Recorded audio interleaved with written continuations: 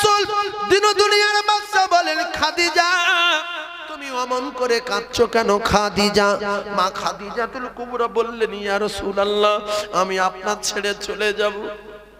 ইয়া রাসূলুল্লাহ আমি খাদিজা আমার প্রচন্ড ভয় হচ্ছে, আমার কবরে কি হবে, আমার কবরের উপায় কি হবে, আমি কি কবরের সওয়ালের জবাব দিতে পারবো, আমি কি কবরের সওয়ালের উত্তর দিতে পারবো? আপনারা তো সবাই মাটি দিয়ে চলে যাবেন, সবাই কেরাম চলে যাবে, আমার একটা কথা শোনেন, আপনি আমার কবরের কাছে একটু দাঁড়াবেন কিনা বলেন, একটুখানি বলেন আমি শুনি। রাসূল বললেন খাদিজা আমি কবরের কাছে দাঁড়াবো, কথা দিলাম। রাসূলুল্লাহ যদি আমি মুসিবতে পড়ে যাই, যদি আমি কবরে ফেঁসে যাই, আপনি দোজাহানের বাদশা, আপনি আমার আল্লাহর দোস্ত, আপনি যদি একবার আমার আল্লাহকে বলেন সাথে সাথে আমি খাদিজা আমার কবর আমার আল্লাহ প্রশস্ত করে দেবে। আপনি বলেন আপনি আমার জন্য কি দাঁড়াবেন না? রাসূলুল্লাহ বললেন খাদিজা তুমি কেঁদো না, আমি কবরের কাছে দাঁড়াবো। ইয়া রাসূলুল্লাহ আরেকটা কথা আমি আপনার মুখ দিয়ে শুনতে চাই, আমি আপনার ছেড়ে চলে যাব, চিরজন্মের মতো কবরে চলে যাব। ইয়া রাসূলুল্লাহ আপনি কি আমার ভুলে যাবেন? আপনি আমার ভুলে যাবেন? আপনি কথা দেন, আপনি কি আমার জন্য দোয়া করবেন না? আপনি আমার জন্য কি দোয়া করবেন না? আল্লাহ রাসূল বললেন খাদিজা আমি কথা দিলাম আমি তোমার জন্য দোয়া করব, কেঁদো না। ও ভাবিরা খালারা, আমরা এমন নারী জাতির কলঙ্ক নারী, মা খাদিজার কথা মনে করি না, মা ফাতিমার কথা মনে করি না, মা আয়েশা সিদ্দিকার কথা ভাবি না, শুধু স্বামীর কাছে চাই এটা দাও সেটা দাও, গোশ দাও খাসি দাও, এটা দাও শাড়ি দাও, কানের দাও নাকের দাও, গলার দাও ফাঁসের দাও।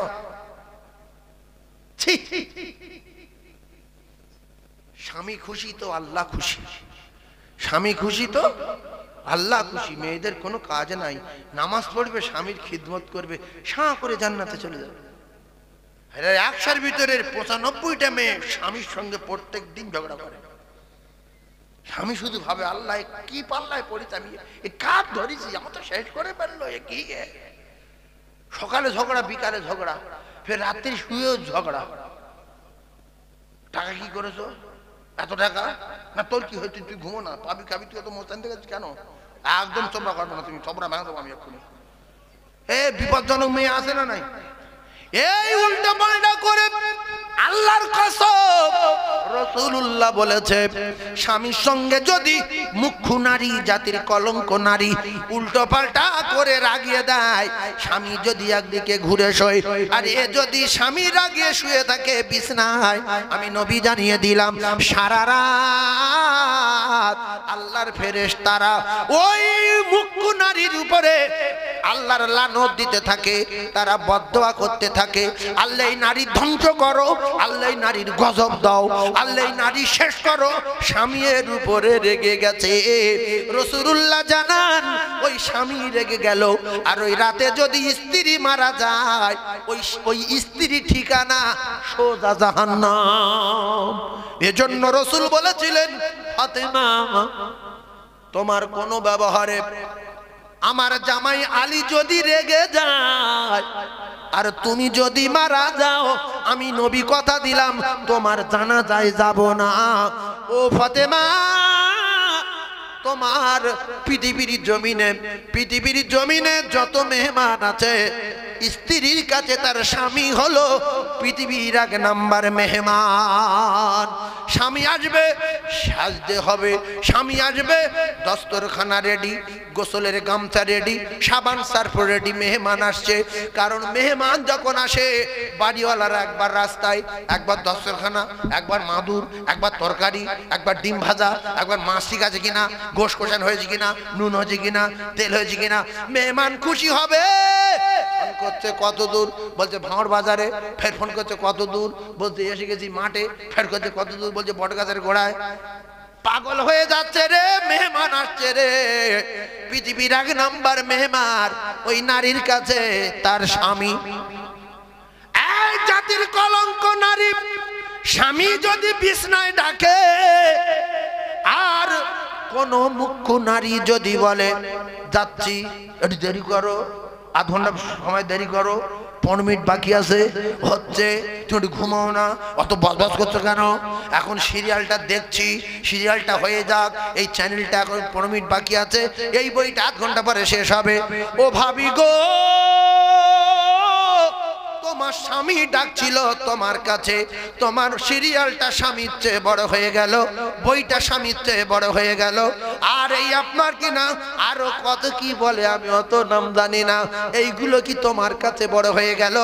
স্বামী ডাকছে ঘরের ভিতরে, বলছে দাঁড়াও গুঁড়ো দিচ্ছি, তোমার কি জ্ঞান গম্ভীর নেই? গুঁড়ো দিচ্ছি দেখতে পাও না? তোমার কাছে স্বামী বড় না গুঁড়ো বড়? হাঁসের গুঁড়ো বড়? উঠোন ঝাড় দেওয়াটা বড় না স্বামী বড়? তুমি নফল নামাজে দাঁড়িয়েছো, স্বামী বলছে সকিনা, নবী বলে নফল নামাজ ছাড়ো, স্বামীর ডাকে সাড়া দাও, হাঁটো।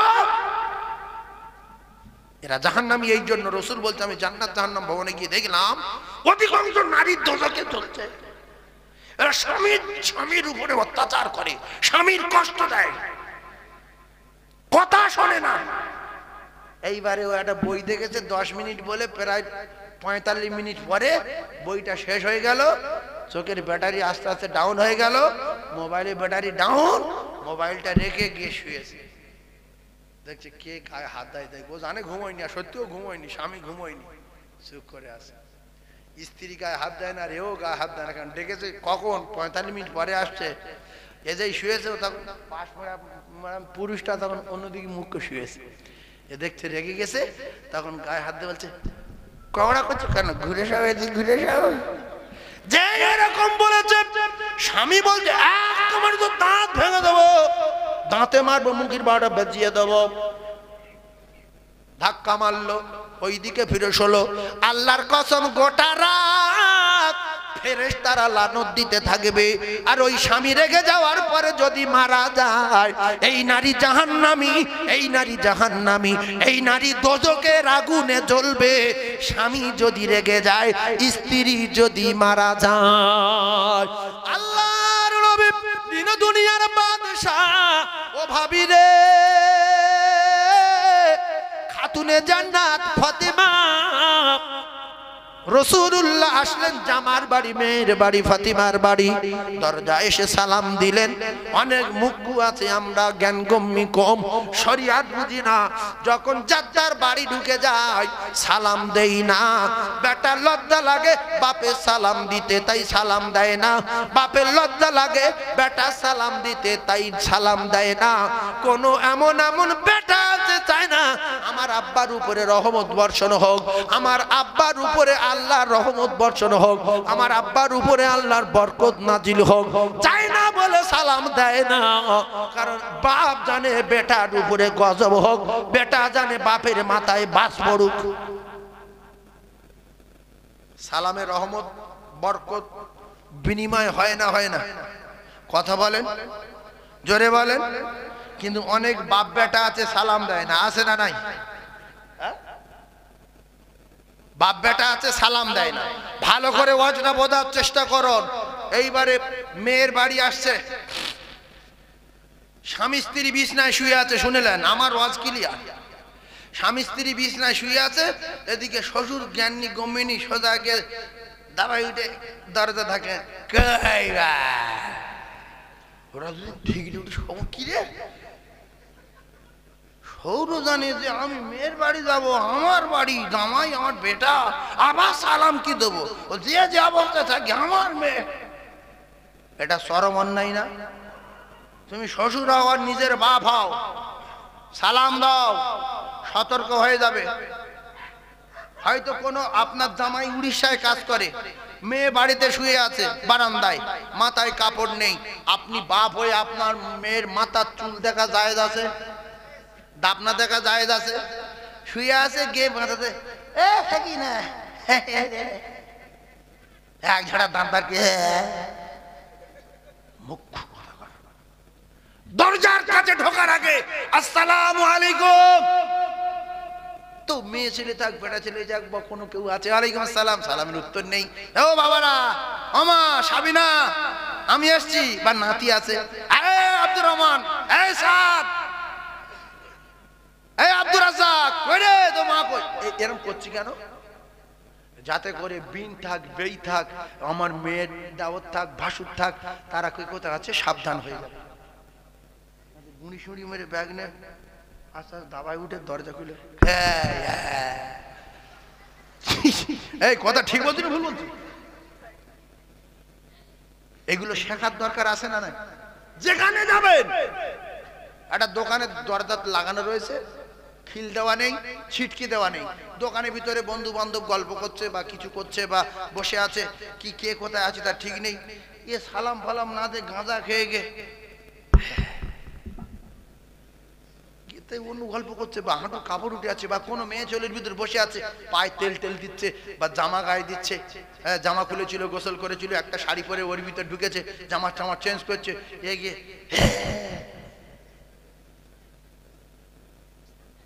ভাইরা আমার রাসূলুল্লাহ শিখিয়ে দিয়েছে, মেয়ে ফাতিমা নামাজ পড়ছে, আল্লাহ নবী গিয়ে বললেন আসসালামু আলাইকুম।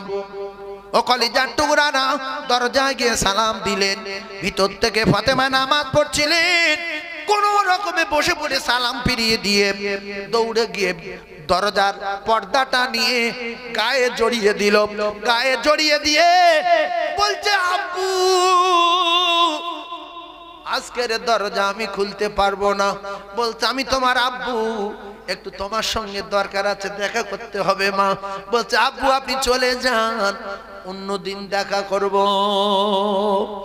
নবী বললেন, কেন মা?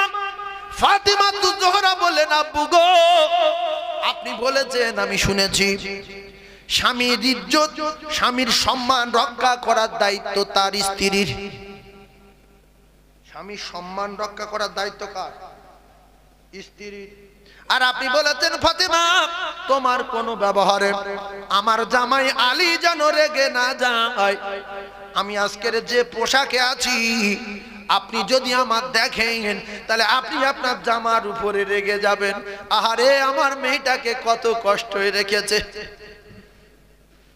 কলিজার টুকরা ভাইরা আমার, কষ্টই থাকার পরে আব্বাকে বুঝতে দেয়নি।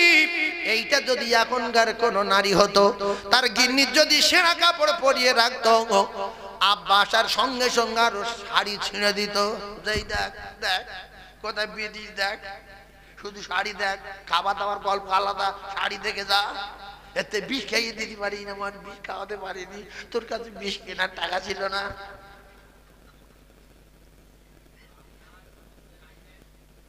এরপরে রাসূলুল্লাহ চলে গেলেন। কলিজার টুকরা ভাইরা আমার, ঠান্ডা মাথায় বোঝার চেষ্টা করুন, মা খাদিজার ইন্তেকালের পরে বিশ্বনবী হাবিবুল্লাহ আকায়ে নামদার তাজদার মদিনা বাকি যে কটা বিয়ে করেছিলেন মা খাদিজার ইন্তেকালের পরে, ও কলিজার টুকরা ভাইরা আমার, বিশ্বনবী হাবিবুল্লাহ একদিন মদিনাল মুনাওয়ারার জমিনে বকরি জবাই করলেন। হাই সাহেব ঝড়ের মতো চলে ভাই, গোশত জবাই বকরি জবাই করে অনেকগুলো গোশত হলো, সেই গোশত স্ত্রীদের ঘরে বন্টন করছেন। এইটা আমার এই স্ত্রীর, ওইটা আমার এই স্ত্রীর, এইটা আমার এই স্ত্রীর, এইটা আমার খাদি আয়েশা। ও কলিজার টুকরা ভাইরা আমার, ও যুবকেরা জওয়ানেরা, এইটা আমার হাফসা, এইটা আমার জয়নাবের, এমনি করে একের পর এক কলিজার টুকরারা গোশত বন্টন করে। সব একই সমান ভাগ, একই রকম ভাগ। আল্লাহর নবী মায়েশাকে দিলেন একটা, আর একটা সাইড করলেন। মায়েশা সিদ্দিকা রাদিয়াল্লাহু তাআলা আনহা একটু কথা বলতেন বেশি, ছোট্ট স্ত্রী। রাসূল বলতেন আয়েশাতুল হুমায়রা, ও আমার টুকটুকে বিবি আয়েশা, লাল টুকটুকে বিবি আয়েশা। বিশ্বনবী হাবিবুল্লাহর গোশত বন্টন হয়ে গেল, কিন্তু ভাগ্য সবার সমান সমান, এই ভাগটাও একই রকম। মায়েশা বললেন ইয়া রাসূলুল্লাহ, এই ভাগটা কার? আল্লাহ রাসূল বললেন আয়েশা, এই ভাগটা আমার খাদিজার। মায়েশা বললেন ইয়া রাসূলুল্লাহ, ইয়া হাবিবাল্লাহ, খাদিজা বুবুর কথা আপনি বলছেন? খাদিজা বুবু তো দুনিয়ায় নাই। আপনি কি বলছেন? বলছে আমিও জানি খাদিজা দুনিয়ায় নাই, কিন্তু আমি রাসূলুল্লাহ, আমি খাদিজাতুল কুবরা, আমার ফাতিমার মায়ের, আমার মক্কার জিন্দেগিতে আমি অত্যাচারে জর্জরিত ছিলাম, কাফের বেঈমানদের অত্যাচারে, কখনো জেলখানায়, কখনো কয়েদখানায়, কখনো মাথায় পোঁচা উঠে নাড়ি চাপায়। ও কলিজার টুকরারা, তায়েফের ময়দানে ঝাঁঝরা করার কথা, এমনি করে কষ্টের কথাগুলো বলেন, ঘিরা গুহার কথা বলেন। রাসূল বললেন আয়েশা, সেই দুর্দিনে, কষ্টের দিনে আমি আমার খাদিজার ঠিক মতো খেতে দিতে পারিনি, ঠিক মতো বিছনা দিতে পারিনি, সবার জায়গা দিতে পারিনি। ভালো একটা তোষক ছিল না, ভালো একটা মশক ছিল না, সপ্তাহের পর সপ্তাহ খাওয়া না। আজকে এতগুলো করে ভাগে হলো, খাদিজা নাই দুনিয়ায়। আমার খাদিজা যদি আজকের বেঁচে থাকতো, আমি এতগুলো গোশত নিয়ে আমি আমার খাদিজাকে দিতাম। খাদিজা জান ভরে আমি রাসূলুল্লাহ আমার দেওয়া গোশত একটু পান করত। ও কলিজার টুকরারা, জান ভরে একটু গোশত খেত। ও সোনার মানিকেরা, যুবকেরা, জনেরা, আল্লাহ নবীর স্ত্রী আমাদের মা মায়েশা সিদ্দিকা বললেন ইয়া রাসূলুল্লাহ, আপনি খাদিজা বুবুর কথা বলছেন, গোশত ভাগ করছেন, কিন্তু কি করবেন? খাদিজা বুবু তো দুনিয়ায় নাই। এখন আমি আয়েশা জানতে চাই, এই গোশতর ভাগ আপনি কি করবেন বলেন। রাসূল বললেন আয়েশা, আমি এই গোশতর ভাগা কোথায় নিয়ে যাব? আমার খাদিজা নাই দুনিয়ায়, আমি এই গোশতর ভাগা নিয়ে আমি মক্কায় যাব না। আমি এই গোশতর ভাগা নিয়ে মদিনার অলিতে গলিতে ঘুরবো, আর দেখবো আমার খাদিজার বান্ধবী কে আছে। আমি রাসূলুল্লাহ আমার খাদিজার বান্ধবীর হাতে তুলে দেব।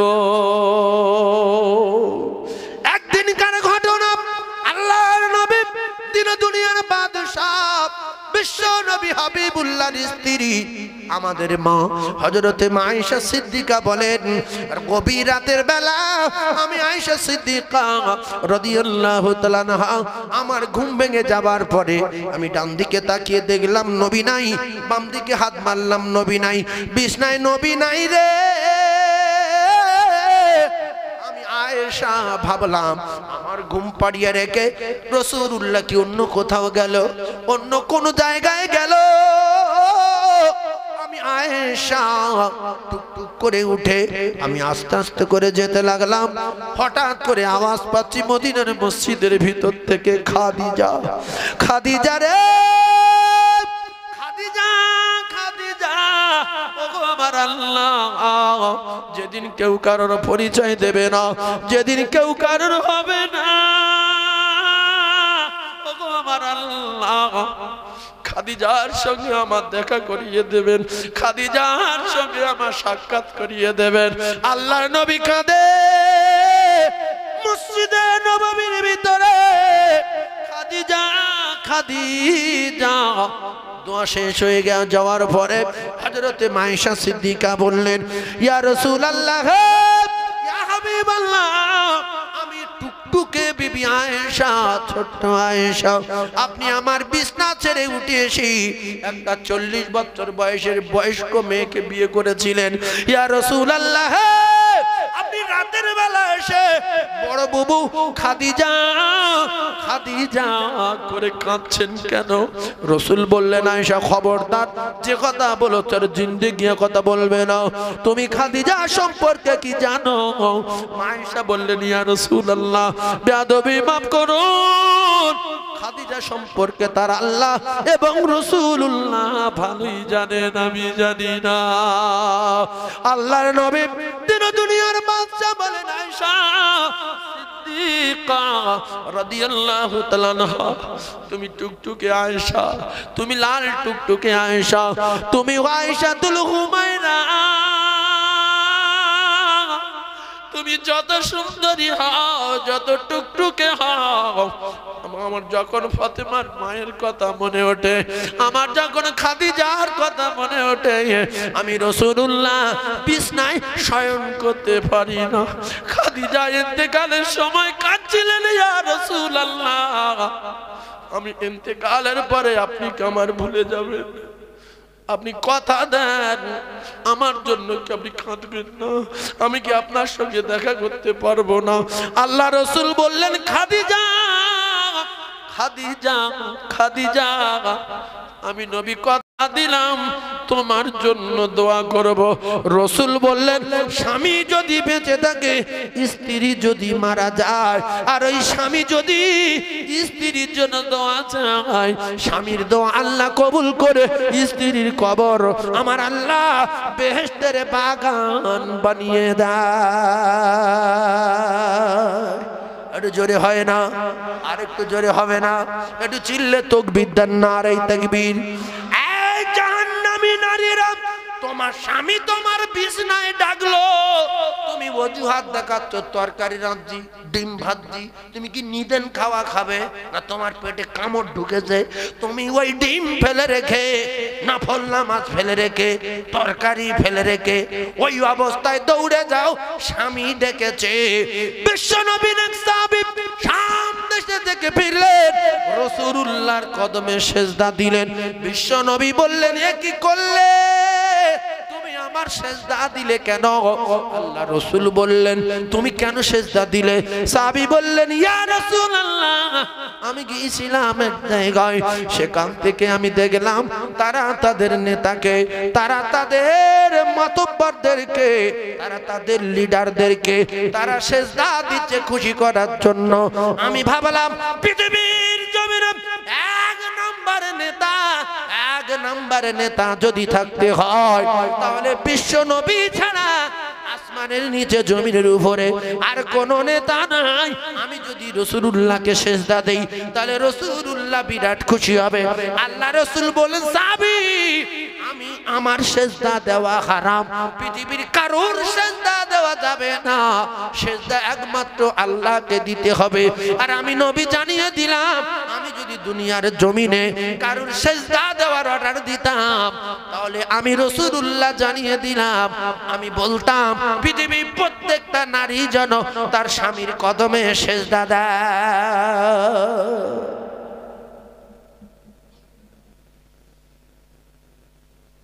ভালোবাসি, মাল ঝাড়ার জন্য ভালোবাসি।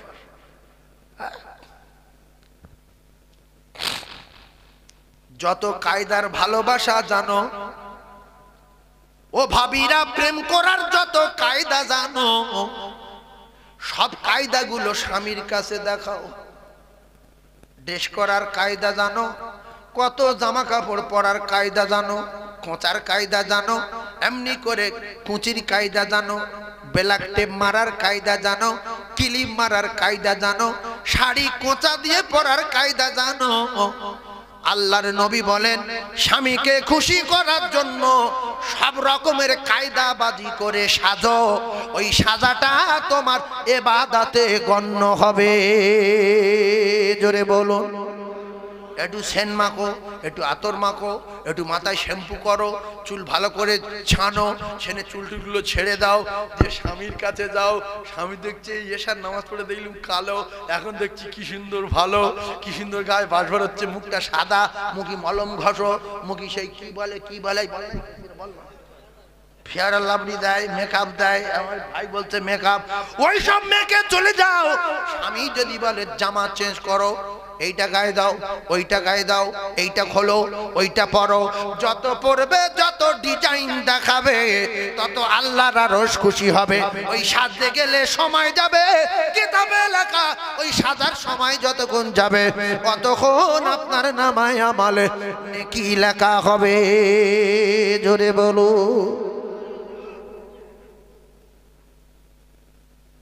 বিছনায় গিয়ে শুয়ে ঝগড়া বাঁধাচ্ছে, ছাগলের পায়খানা কেটেছে, গোল ঝেঁটিয়েছে, মাঠে গোবর পরিষ্কার করেছে, গোবর চটি দিয়েছে, ছেলের পায়খানা পরিষ্কার করেছে, সেই শাড়ি গন্ধ বেরোচ্ছে, চুলি সাবান দেয়নি 3 দিন, গ্যাস বেরোচ্ছে, চুল জ্বর ধরেছে, ওই গিয়ে পাশে শুয়ে আছে।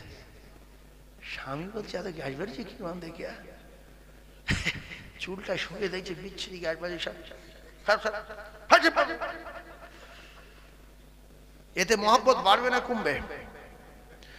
এরা পরপুরুষের দেখাবো বলে কলকাতায় যাওয়ার সময়, ভাঙড়ে যাওয়ার সময়, বাজারে যাওয়ার সময় ও কলিজার টুকরা ভাবিরা রাখবেন না কত রকমের সাবান, কত রকমের শ্যাম্পু, কত রকমের কায়দাবাজি শাড়ি, কত রকমের কোঁচা, কত রকমের টাইপের ক্লিপ মারা, কোনটা কি পরলে ভালো লাগে সেইগুলো বার করে পর পুরুষের দেখানোর জন্য বিরাট সাদা সাজে সেজে আসা মেঠেনি। আবার ভালো দামি সেন্টের 1800 টাকা দামের বোতলটা নিয়ে মারছে। কেন? ভাঙড়ে যাচ্ছি, লোকজন আমার গায়ে কি বাস বলে, তাই অনেক ভাবির দেখলে অনেক যুবকেরা বলে বাবা ভাবির গাধাতে যাচ্ছি কি বাস রে। ভাবি মুসকি মুসকি হাসছে আর দেখছি বাবা, তাহলে মালিক কাজ হচ্ছে না হয় না। স্বামীর কাছে আতর মাখো বাপের বেটি, আল্লাহর আরশ খুশি হয়ে যাবে। আবার দুটো একটা জাহান্নামী নারী আছে, এরা বলে আমি আতরটা তোর পছন্দ করি না, আমার কিরম গ্যাস লাগে। নবীর দুশমন। এই নবী যেটা ভালোবেসেছে সেটা উম্মতের ভালোবাসার দরকার আছে না নাই? নবী 3টের একটা খুশবুকে ভালোবাসতেন। ফকিরের বংশ আতর কেনার টাকা নেই, যারা আতর মাখে এরা সাইড দিয়ে গেলে বাবা কি বিচ্ছিরি গ্যাস রে, আতর গ্যাস। নবী যেটা পছন্দ করেছে সেটা আমাদের পছন্দ করলে আল্লাহর কসম সুন্নাত জিন্দা হবে, একসাথে শহীদানের সওয়াব। মান তামাসসাকা বিসুন্নতি ইন্না ফাসাদি উম্মতি ফালাহু আজরু মিয়াতা শাহীদিন। একসাথে শহীদানের সওয়াব তার নামায়ে আমালে লেখা হবে। আতর মাগলি গ্যাস লাগে। এই দুটোটা মেয়ে আছে না, আমি সব সহ্য করতে পারি না, আমি দাড়ি সহ্য করতে পারি না। তুমি কোথাতে দাড়ি চাঁচো? আমার বিরাট ফোটে খেজুর কাটার মতো। হ্যাঁ, তুমি দাড়ি চাঁচার পরে উল্টো হাত উল্টো করে মেরে দেখতে পারো না করকর করছে কিনা, করকর করছে কিনা। তুমি তেল ঘুরছো, দাড়ি তেল করে কি করবে তুমি? কদিন বাঁচবে ভাবি?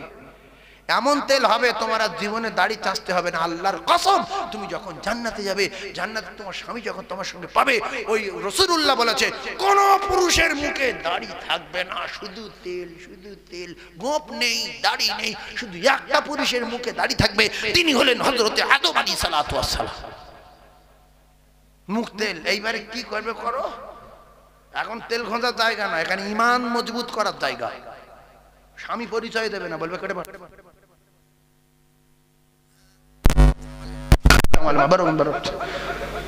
মাথার ঘি ফুটবে, নাক দিয়ে মগজ গলে পড়বে, জমিন পুড়ে তামা হবে। কার জন্য গুনাহ করবেন? সে কে? তার নাম কি? কে আপনার পরিচয় দেবে?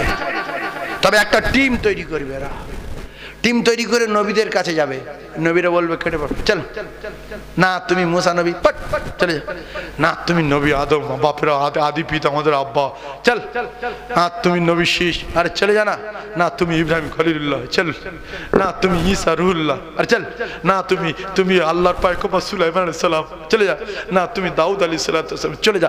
সবাই বলবে নফসি নফসি, আমার উপায় কি হবে?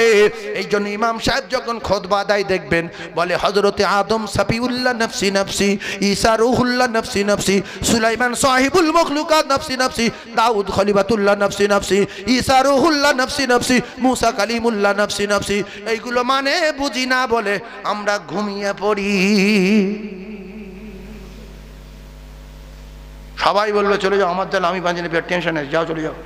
লাস্টে কোনো জায়গা কিচ্ছু না পেয়ে সোজা এসে দাঁড়াবে, মাথার ঘিগুলো ফুটবে, শেষ বেশ নবীর কাছে চলে যাবে। ঈসা নবী আলাইহিস সালাম বলবে যে একজন মাত্র পয়গম্বর আছে, তিনি যদি কিছু করতে পারবে, কিন্তু আল্লাহর বিনা অর্ডারে কোনো নবী ও আল্লাহর দরবারে মুখ করতে পারবে না। লিখে রেখে দে, আমাদের নবী তো কিচ্ছু বলবে না, উম্মত গিয়ে বলবে ইয়া রাসূলুল্লাহ বাঁচান, আমাদের জিভ বেরিয়ে গেছে, আমাদের মাথার ঘি টকবক করে ফুটছে, নাক দিয়ে মগজ গলে পড়ছে, গলা পর্যন্ত জিভ বেরিয়ে গেছে, বুক পর্যন্ত জিভ বেরিয়ে গেছে, হাঁটু পর্যন্ত জিভ বেরিয়ে গেছে, পায়ের তালু পর্যন্ত চলে গেছে, কারোর জিভ মাটিতে গড়াগড়ি খায়।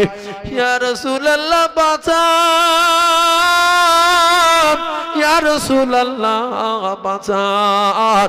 সেদিনে আমার আল্লাহর নবী কিছু করতে পারবে না।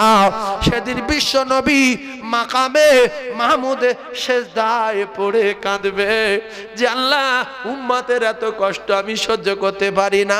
আল্লাহ নবী বলবে না যে হিসাব শুরু করে দেন, এত দেরি হচ্ছে কেন, ব্যাপারটা কি? লোকজন সব মাথা ঘি ফুটছে, আপনি চুপচাপ মেরে আছেন, কারোর কথা চলবে? হ্যাঁ, ঘি ফুটছে, নাক দিয়ে মগজ আসছে, বড় পিপাসা লেগেছে, কলিজা শুকিয়ে যাচ্ছে, দৌড় মারো, দৌড় মারো, মাঠ ফাঁকা, দৌড় মারো। তোমার টিম আছে, তাদের এক জায়গায় করো, ফেরাউন আছে, ডাকো, হামান ডাকো, সাদ্দাত ডাকো, নমরুদ ডাকো, আবরা ডাকো, কারুন ডাকো, ডেকে টিম করো, ওদের লোকজন অনেক আছে, ডাকো। শুধু একটা ফেরেশতার বলবে এরম মারবে, সঙ্গে সঙ্গে মানুষ বলে চিহ্ন থাকবে না, একেবারে কষ্ট হলো দৌড় মারবেন। 50,000 বছর দাঁড়িয়ে থাকবেন কেন? কতদিন দাঁড়িয়ে থাকবে? কতদিন দাঁড়াবে বলো? 50,000 বছর কেন দাঁড়িয়ে থাকবেন? আপনার তো বিরাট বুদ্ধি, দৌড় মারেন। যেখানে যাবেন সেখানে রাজিত্ব কার? জোরে বলেন কার? ভয় তার আল্লাহর। বলেন চুপ করে ভাবছে আমি যখন যাবো না, আমি অত সহজ না। কবরে যখন মাটি দেবে ফেরেশতারা জাগাবে, সাঁ করে আতালি তুলে দেবো, মাত দৌড়। কোথায় যাবেন দৌড় মেরে? যাবেন কোথায়? যাবার জায়গা নাই রে সোনা। আর একটা তথ্য দেই, মাথায় রাখেন। যে কথা বলতেছিলাম, শুধু ভালোবাসি আবু তালিব, কথা মানি না ও কলিজার টুকুরারা। বিশ্বনবী বললেন চাচা, আপনি যদি আমার একটা কথা মানেন, শুধু একবার বলবেন লা ইলাহা ইল্লাল্লাহু মুহাম্মাদুর রাসূলুল্লাহ। ও চাচা গো, আমি কথা দিলাম আপনার জান্নাতে যাওয়ার ব্যাপারে আমি আল্লাহর দরবারে মুখ করব। আপনি একবার পড়লেন, বলে হবে না, হবে না, ভালোবাসো, বলে হ্যাঁ। সেই আবু তালিব ভালোবেসে বেসে কোথায় গেল? জাহান্নামে। জোরে বলেন কোথায় গেল? জাহান্নামে। তো আমরা যারা ওয়াজ শুনছি, নবীর ভালোবাসি, হ্যাঁ। নামাজ পড়ো না, তুই মা দাও না, ভালোবাসো, হ্যাঁ। নবীর সুন্নত মানো না, ভালোবাসো, হ্যাঁ। দাঁত মাজো না, ভালোবাসো, হ্যাঁ। দস্তরখানা বিছো না, ভালোবাসো, হ্যাঁ। দাড়ি রাখো না, ভালোবাসো, হ্যাঁ। নবীর কথা মানো না। এ হলো চিটিং বাজি প্রেম। এ প্রেম বেশি দিন টিকবে না। একটা মেয়ে ছেলের সঙ্গে প্রেম টিকিয়ে রাখার জন্য যদি জোগাড়ে কাজ করার পরে, অফিস থেকে ফেরার পরে, রাতের বেলা মাটি কেটে আসার পরে, ব্যবসায় থেকে আসার পরে, তার প্রেমটা টিকিয়ে রাখার জন্য যদি ছাদের উপরে গিয়ে হোক, সিঁড়ির তলায় গিয়ে হোক, দুতলা সিঁড়ির উপরে গিয়ে হোক, বাথরুমে গিয়ে হোক, আর খাল পাড়ে গিয়ে হোক, আধা ঘন্টা 15 মিনিট তার সঙ্গে কথা না বললে এ জানে সে রেগে যাবে, প্রেম কেটে যাবে বলে শত কষ্ট করার পরও রাতের বেলা ফোন করে বলে কেমন আছিস, এত কষ্ট করে এসছি, শুধু ঘুম লাগছে না, শুধু তোর জন্য, শুধু তোর জন্য, তুই আমার জীবন, তুই আমার সোনা, তুই আমার মোনা, তুই আমার কোনা রে, তোর সঙ্গে কথা না বললে ঘুমাতে পারি না। মোহাব্বত বাড়বে, এ মোহাব্বত এত সহজে কাটবে না। আল্লাহর নবী বলেন আমার সঙ্গে যারা দেখা করতে চায় এরা যদি এশা নামাজ পড়ে, আয়াতুল কুরসি পড়ে নাই, এশা নামাজ পড়ে সূরা ইখলাস 3 বার পড়ে লাই, এশা নামাজ পড়ে সূরা ফালাক 3 বার পড়ে, এশা নামাজ পড়ে সূরা নাস 3 বার পড়ে, ওযু অবস্থায় দরুদ শরীফ পড়তে পড়তে যদি ঘুমিয়ে যায়, আমি রাসূলুল্লাহ তার কথা দিলাম ভিডিও কলে দেখা দেব রে। আর ঘুমের ভিতরে ভিডিও কলে যখন আমার উম্মত প্রেমিক আমার দেখে নেবে, আমি রাসূল কথা দিলাম তার আর জাহান্নামে যেতে হবে না, সেই ব্যক্তি আল্লাহর জান্নাতে চলে যাবে রে। জোরে বলুন ও কলিজার টুকরারা, একটা মেয়ের সঙ্গে প্রেম জগিয়ে রাখতে গিয়ে যদি চাকরি করে আসার পরে, মাটি কেটে আসার পরে, টোটো চালিয়ে আসার পরে, অটো চালিয়ে আসার পরে প্রেমটা টিকিয়ে রাখার জন্য যদি তার সঙ্গে কথা না বললে জ্ঞান থাকে রেগে যাবে, তাহলে নবীর নীতি না মেনে, নামাজ না পড়ে, আল্লাহর হুকুম না মেনে, দরুদ না পড়ে, নামাজ না পড়ে, পেশাব করে পানি না নিয়ে যদি শুয়ে থাকি, এ জ্ঞান গম্যি কেন হলো না? আল্লাহ এবং আমার আল্লাহ রসুল রেগে যাবে। এই দুদিন নামাজ না পড়লি আল্লাহ খুশি না বেজার? বেজার না? আর একটা মেয়ের সঙ্গে দুদিন ফোন বন্ধ করে দেন, যেই ফোন করে বলে ফোন ডাক, এই ফোন ডাক, দুদিন ফোন করিনি কেন? তোর কপালে কি বাস পড়েছিল? সে রাস করছে তবুও ফোন কাটে না। আমার অন্যায় হয়ে গেছে, আমার ভুল করেছি, আমি আর করব না, তুমি আমার সোনা, এই সোনা বলবি, আমার জানু, আয় জানু বলবি নি, তুমি আর কানু, আয় কানু বলবি নি। কলিজার টুকরা ভাইয়ের আমার, আল্লাহ বলে বান্দা রে, আমার কাছে বহুদিন অন্যায় করেছিস, 16 বছর নামাজ পড়িনি, 17 বছর মদ খেয়েছিস, 18 বছর চিটিংবাজি করেছিস, 4-5টা মেয়ের সঙ্গে ফোন করে কি কথাবার্তা বলেছিস, সব আমি আল্লাহ জানার পরে তুই একবার আমার বাড়ি আসলি না, আমার কাছে ওই রকম অন্যায় স্বীকার করলি না। আল্লাহ আমি ভুল করেছি, আমার তাড়াবেন না, আমায় ক্ষমা দিন, ক্ষমা দিন, ক্ষমা দিন, আর কোনোদিন করব না। আল্লাহ বলে আমি আল্লাহ প্রথম আসমানে আসি প্রত্যেক রাতে, প্রত্যেক রাতে আমি আল্লাহ প্রথম আসমানে আসি রে। বান্দা তোদের দিকে তাকিয়ে তাকিয়ে উঠে আয়, সবাই ঘুমিয়ে পড়েছে, তোরা ওঠ রে, আমার বাড়ি যাওয়ার দরকার নাই, আমার বাড়ি যেতে হবে না, তুই উঠে তোর বাড়ির বারান্দায় ঘরের ভিতরে বসে একটা বার বল আল্লাহ জীবনে বহু ভুল করেছি, আপনি স্বামী উম্বাসী, আপনার চোখে ফাঁকি দিতে পারিনি, আপনি তো প্রত্যেকটা মানুষের গলায় চিপ বসিয়ে রেখেছেন, চিপ, কোন নিঃশ্বাসে কি হয়েছে সব চিপে লেখা উঠে গেছে, এই চিপটা কিয়ামতের দিন খোলা হবে, আপনি দেখে পাগল পারা হয়ে যাবেন, এত ছোট্ট ছোট্ট অন্যায়গুলো লেখা আছে, হালকা চোখ মেরেছিলাম তাও লেখা আছে, ও কলিজা টুকরা রে, ফোনে কি কথাবার্তা বলেছিলাম তাও লেখা আছে, ও মেয়েটা কি বলেছে তাও লেখা আছে। আল্লাহ বলেন ফামাইয়া আমাল মিসকালা যাররাতিন খায়রান ইয়ারা ওয়া মাইয়া আমাল মিসকালা যাররাতিন শাররান ইয়ারা। দুটো পায়ে ধরে বলি যুবক, জাররা থেকে জাররা পরিমাণ অন্যায় করেছেন, জাররা থেকে জাররা পরিমাণ ভালো কাজ করেছেন, আল্লাহর খাতায় লেখা হয়ে গেছে, এক চুল পরিমাণ অন্যায় করেছেন, আল্লাহর খাতায় লেখা হয়ে গেছে। অনেক স্বামী আছে স্বামী স্ত্রী বিছনায় শুয়ে জেনা করে। যদি বলে সে কি, হয় গিন্নি মুখু আর নাই স্বামী মুখু। মোবাইলে লিখছে তোমার জন্য ঘুমাতে পারছি না, স্বামী পাশে যে গিন্নি আছে টু পাস, ইংলিশ বোঝে না, বাংলাও জানে না, চাট জানে না, মোবাইলে ম্যাচের জানে না, বলছে তুমি আমার জীবন, তুমি আমার জান, তুমি আমার জানু।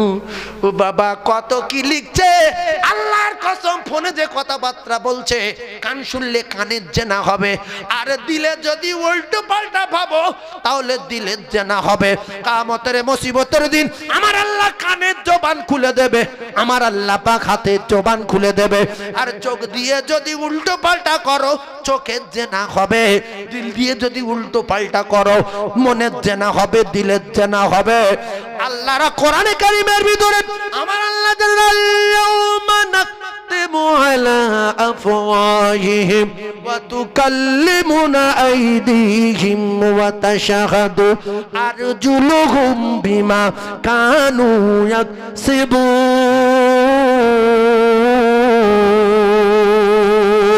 ও শিক্ষিত ভাইরা, ও জ্ঞানী ভাইরা, কোরআন যদি সত্য হয়, দুটো পায়ে ধরে বলছি, আল্লাহর কসম খেয়ে বলছি, আপনার টোটাল জিন্দেগিতে মাটির তলায়, তিনতলায়, আন্ডারগ্রাউন্ডে, ক্লাবের ভিতরে তিনতলা ঘর ভাড়া নিয়ে, জাহাজের উপরে, এমনি করে পার্কে গিয়ে, দীঘায় গিয়ে, বকখালি গিয়ে, তামাম পৃথিবীর এমন কোনো জায়গা নাই সে জায়গায় অন্যায় করে আল্লাহ চোখে ফাঁকি দিতে পেরেছেন।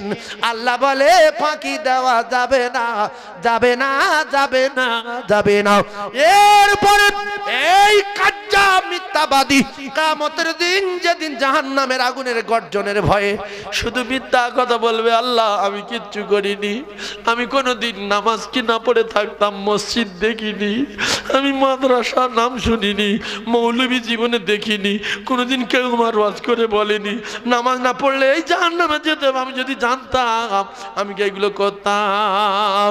আল্লাহ বলবে এবারে তোর 12টা বাজাবো, বিচারক আমি আল্লাহ রে, আমি তোর জবানে তালা মেরে দিলাম, হাতের জবান আল্লাহ খুলে দেবে। ওয়া তুকাল্লিমুনা আইদিহিম, হাত একটা একটা করে বলবে, কারু বাপ ঠেকাতে পারবে না।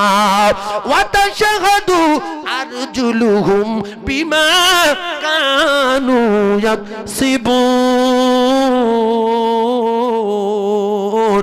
আমার আল্লাহ সেদিনে পায়ের জবান খুলে দেবে, সেদিনে একটা একটা করে বলবে, মূলো চোর, কলা চোর, আপেল চোর, আঙ্গুর চোর, টাকা চোর, লেবু চোর, শসা চোর, তরমুজ চোর, কি করেছে না করেছে আল্লাহর কসম আপনার পা আপনার পক্ষে থাকবে না, আপনার হাত আপনার পক্ষে নেবে না।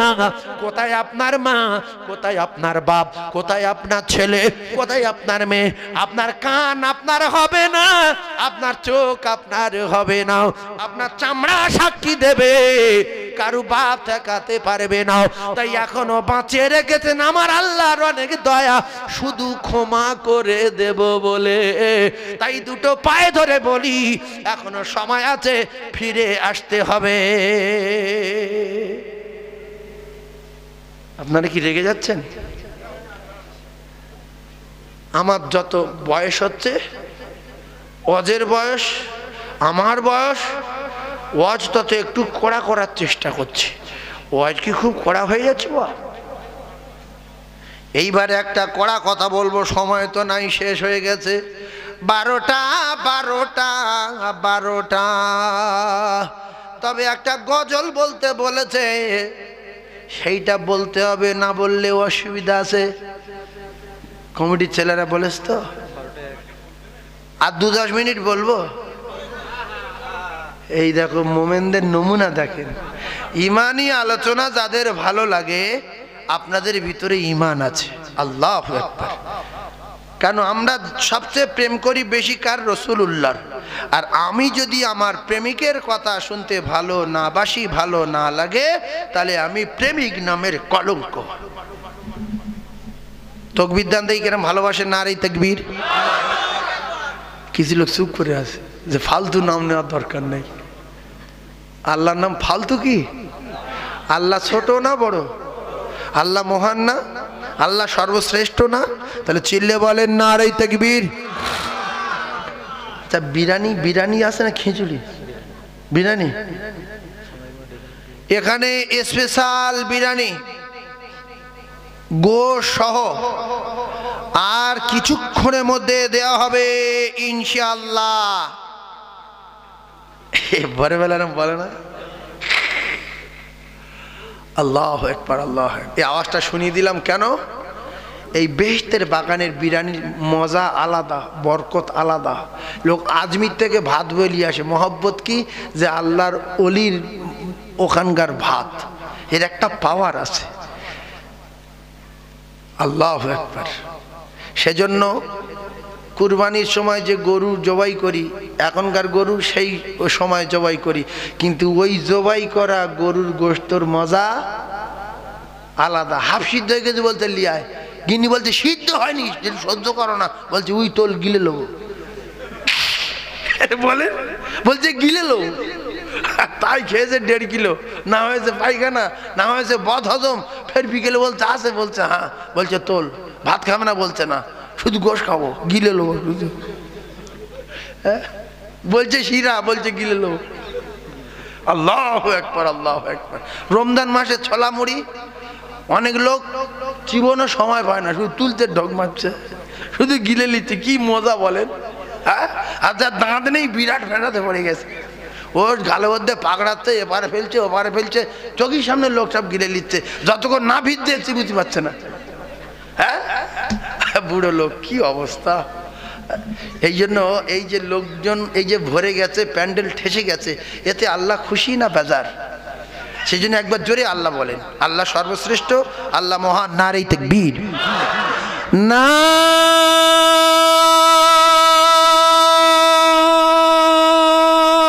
তাকবীর।